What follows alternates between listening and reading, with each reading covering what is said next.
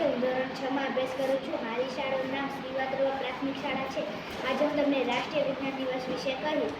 રાષ્ટ્રીય વિજ્ઞાન દિવસ દર વર્ષે 28 ફેબ્રુઆરીના રોજ ઉજવવામાં આવે છે. તારીખ 28 ફેબ્રુઆરી 1928 ભારતીય ઇતિહાસનો એક મહત્વનો દિવસ હતો, કારણ કે આ જ દિવસે આપણા ભારતના રાષ્ટ્રીય વૈજ્ઞાનિક ડૉક્ટર ચંદ્રશેખર રમણ દ્વારા એક મહાન શોધ કરવામાં આવી હતી, જેનું નામ હતું રામન ઇફેક્ટ. તેઓ તમિલ બ્રાહ્મણ હતા અને ભારતમાં કોઈ સંશોધન કાર્ય કરનાર પ્રથમ વ્યક્તિ હતા.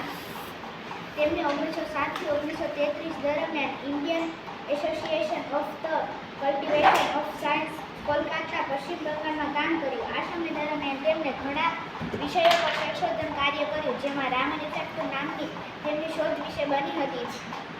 તેમના પ્રયોગો માટે તેમને વિવિધ પુરસ્કારોથી સન્માનિત પણ કરવામાં આવ્યા હતા.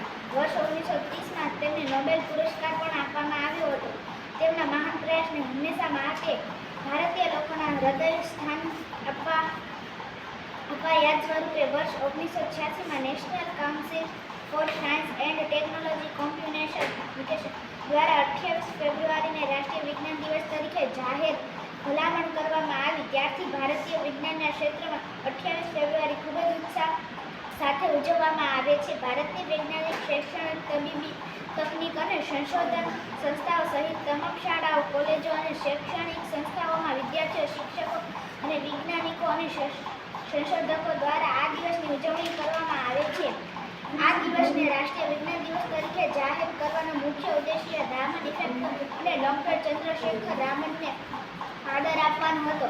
આ દિવસની ઉજવણીનો બીજો ઉદ્દેશ્ય ભારતીય લોકોમાં વિજ્ઞાન પ્રત્યે જાગૃતિ લાવવાનો છે. તદુપરાંત ભારતીય બાળકો વિજ્ઞાન વિશે તેમની કારકિર્દી તરીકે પસંદ કરવા માટે પણ પ્રોત્સાહિત કરવામાં આવે છે, જેથી કરીને આપણા દેશની આવનારી પેઢી વિજ્ઞાનના ક્ષેત્રમાં પોતાનું યોગદાન આપી શકે, જેથી આપણો દેશ વિજ્ઞાનના ક્ષેત્રમાં વધુમાં વધુ પ્રગતિ કરી શકે.